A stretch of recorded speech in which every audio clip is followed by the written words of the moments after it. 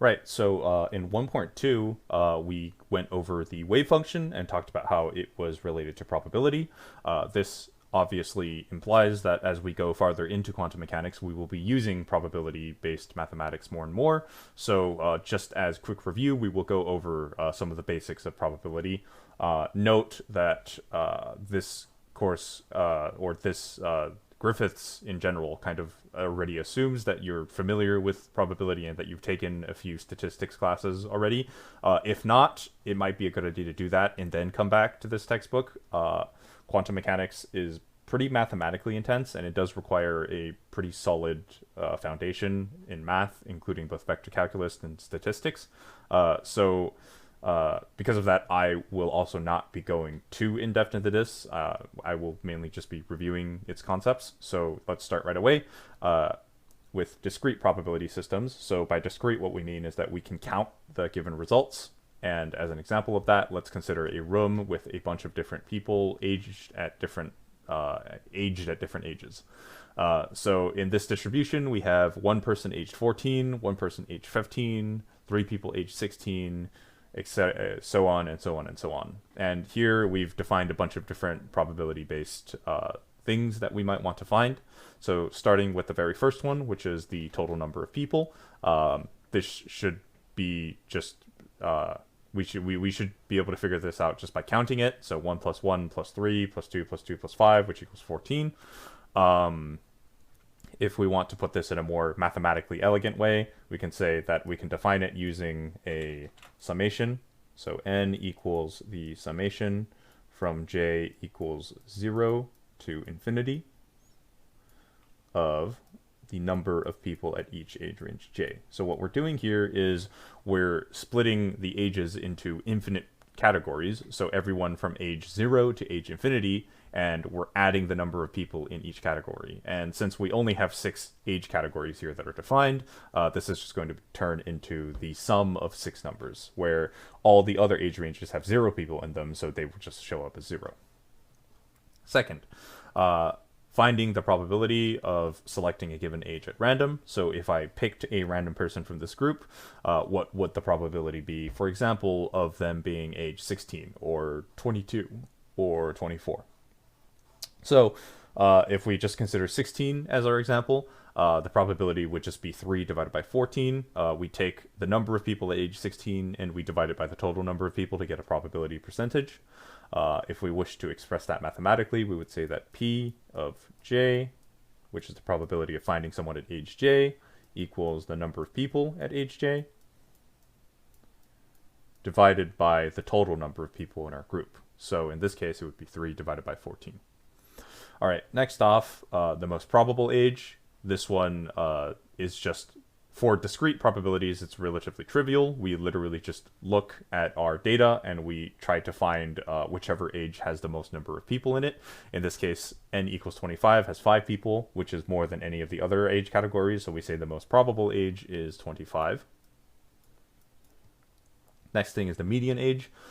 So we have a total of 14 people in our group so far. So we want to find the age at which there are exactly 7 people above and 7 people below. And if we count from the bottom up, we see 5 plus 2 equals 7, so our cutoff point is actually right here down the middle. So the age is between 22 and 23 and 24, or 22 and 24, so our median age is 23. All right, and then finally, our average age, also known as the expectation value, which is what it's typically called in quantum mechanics. So the way we find the average is just we take each given age range, so 14, 15, 16, 22, 24, and 25, and we multiply them by their respective probabilities, and we take their sums. So we denote average using this kind of bracket notation. So the bracket of j is equal to the average age, and this equals the sum from j equals 0 to infinity of each age times the probability of finding someone in that age. So far, we have defined a number of very useful quantities in order to help describe probability distributions. We have the average, we have the most probable value, and we have the median. And all three of those, all three of these certainly do help a lot in describing the shape of a given distribution. However, them alone are not necessarily enough for us to get the complete picture. And as a way to give an example of why, consider these two distributions right here. They both have the exact same medium, the exact same average, and the exact same most probable value. So accordingly, if we assume that those three values were all we needed to describe any distribution, they would apparently be identical. However, just from looking at them alone, they obviously aren't. One of them is very tightly gathered about our middle point at 5, and then the other one is very wide and spread out and short. So apparently what we are missing is, in fact, some sort of parameter which tells us how spread out our data values are from a given middle point, which in this case is our average. So to kind of start deriving out a parameter like this, let's just define a quantity known as delta j, and let's say that this is the difference between a given value and the expectation value, otherwise known as the average. So if I take the average of delta j, what I'm doing here is I'm saying, okay, on average, how far away are all of my values from the average? And if I take my average formula from up here and move it down as reference, I can simply plug it in.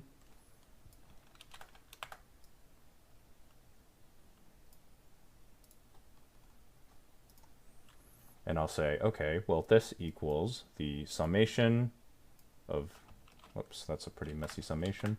Say that this is the summation of j for j minus the expectation value of j times p of j, which is the probability of j. And if I use distribution property, this gives me two summation terms, which is summation of j times j probability of j, and then subtracted by the expectation value of j times the summation j of the probability of j. Now, if we simplify this even further, the left term just becomes the expectation value of j by definition. And the right term, because we know that probabilities can never exceed 100%, the sum of every possible probability in a given distribution must then add up to 100%, or 1. So this just becomes subtracted by the expectation value of j, and this equals 0, which is not at all helpful for us, or at least for our purposes. It does make sense, because on average, we would expect to find points both to the left and to the right, and if our point is the average, then all of the points on the right should cancel out all the points on the left perfectly, and because of that, we just get 0. So to kind of counteract this issue, one thing we could do is we can take the average of delta j squared instead. And if we do this, this actually does give us a non-zero value, and let's define this as sigma squared, where this variable is called sigma, and this is what we call the variance. And the variance is basically just a value which tells us how spread out the given data points of a set are. Now that we have the variance, we can kind of try to derive this out in full. So let's do that. We know that sigma squared equals the expectation value of delta j squared, and this in turn, written out using the expectation value formula, is the summation of delta j squared times p of j. And then if we expand out delta j, this equals the summation of j minus delta j minus expectation value of j squared times p of j. And then multiplying this out fully, this gives us a polynomial, which is a summation of j squared minus 2j times the expectation value of j added with expectation value of j squared. And then all of this multiplied by p of j. And now, if I split this effectively into three different summations, well, we see here there's three different distributions that we do. So there's distribution number 1 in red. Let's call this 1. And then let's do distribution number 2 in yellow or orange, and then distribution number 3 in green. So what does this equal? Well, first one is the red, which is j squared times p of j, which by definition is just the expectation value of j squared. Okay, and then the next one, negative 2 times j times expectation value of j times p of j. Well, we move the expectation value of j out of the summation because it is a constant, and because of that, inside the expectation value, inside the summation, we only have j times p of j, so what we get is subtracted by 2 times the expectation value of j, and then multiplied again by another expectation value of j. That is a very messy bracket. Okay, and for the third term, this is the expectation value of j squared times p of j. And once again, we can move the expectation value out of our summation. And since we're doing that, p of j just on its own sums to 1. So we get added with expectation value of j squared. Okay, well, obviously, from this point,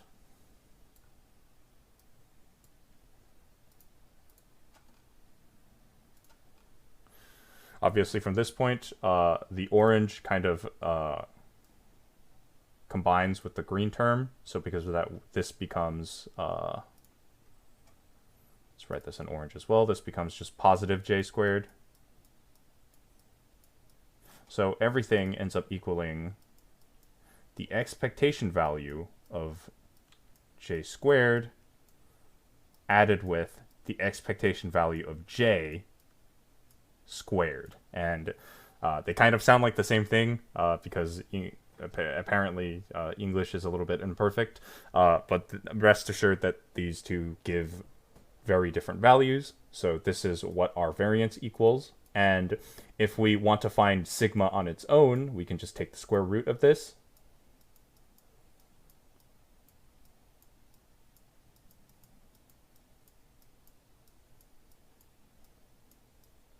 And with this, sigma ends up being the standard deviation. So this is the variance. And then sigma alone is the standard deviation. I won't really go into what their differences are, just that both of them kind of represent just how spread out your distribution is. If you want more detail on that, you should consult a statistics textbook instead. But yeah, so that is kind of the 4 parameters that we need, which are the most probable value, the median value, the average value, and then the variance, which comes along from the standard deviation. And these 4 parameters are kind of what allow us to express any sort of distribution, or it allows us to describe any sort of distribution.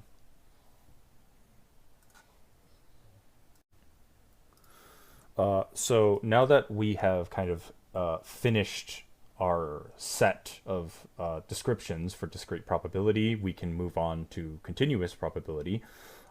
And as I mentioned at the very start, in discrete probabilities, we can count the number of results we have. We can say that, there's 6 different possible age groups in our distribution: 14, 15, 16, 22, 24, and 25. In continuous probability, it is not possible to count the number of categories that we have. And to give an example of that, let's just go back to the same example of just finding the ages of all the people in our room. And let's consider the one person who is aged 14. So in reality, he or she is not actually aged 14. Rather, they are aged 14 years, and then maybe, let's say, 220 days, and let's say 3 hours, and let's say 30 seconds, and then maybe like 500 milliseconds, and 6,000 nanoseconds, etc., etc., etc. We can kind of go down forever with infinite accuracy if we wish to.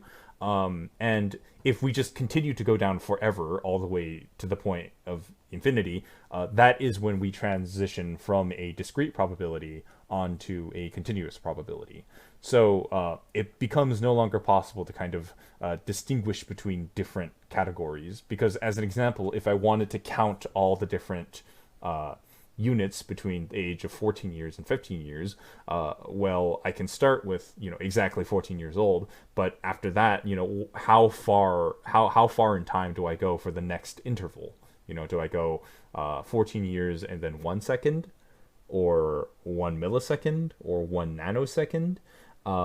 And a continuous probability basically means that the difference between each sort of category interval is effectively 0.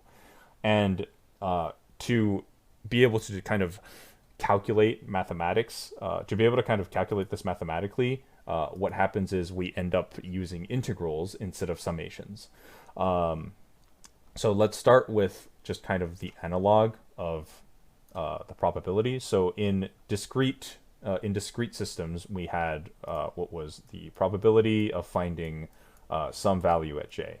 And what happens is that when we transition to a continuous probability density, this becomes what is known as a density function. So P of j actually becomes something called rho of j dj. And rho of j is effectively sort of like a curve which describes the shape of our distribution. So if we go over here, in the discrete case, we kind of had boxes to outline pretty much like all the different things that we took up. If we wanted to describe a continuous distribution, our rho of j for a distribution similar to this would look something like this, where it would basically kind of follow the outlines of where our points are. And then same thing here. If we wanted a distribution for the right box, it would look something like this. And whereas before, so sort of to describe, like, we can no longer say like the probability of j, because actually the probability of finding something exactly at j for a continuous distribution is actually 0, because nothing can have like that exact thing. There's probably no one in the world who is currently aged, exactly 14 years old, 30 days, all the way down to like infinite accuracy. There's 0 people who are at that exact age. So because of that, what we say is that the probability to find